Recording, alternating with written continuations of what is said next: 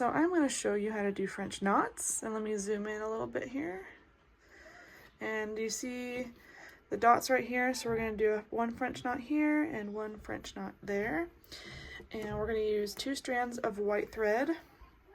I'm going to see if I can zoom in just a little bit more, because I want you to see how this works. So I'm going to do both. So I'm going to come up from behind, make sure my needle goes, I'm going to put it beside the dot, and then I'm going to put the center in when I come back down in the center. So I'm coming up, and I'm going to go around my needle a couple of times, and then I'm holding this not too tight, but tight enough. And then I'm going to stick my needle and kind of pull this tight-ish, so you can kind of see. And we're going to push it through.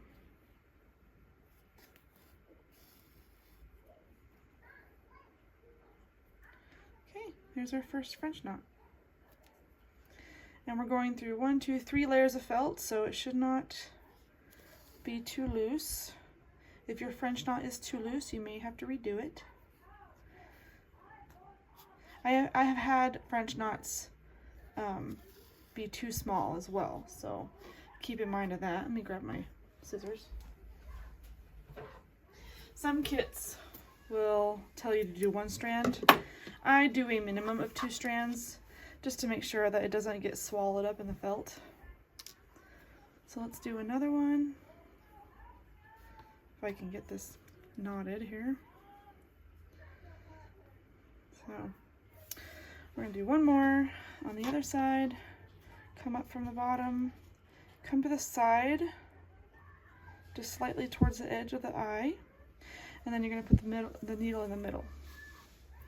So I'm going around the front of my needle 2 times, and then I'm going to center the needle, and I'm going to pull it down tight so it creates that knot, and then I'm going to gently push it through.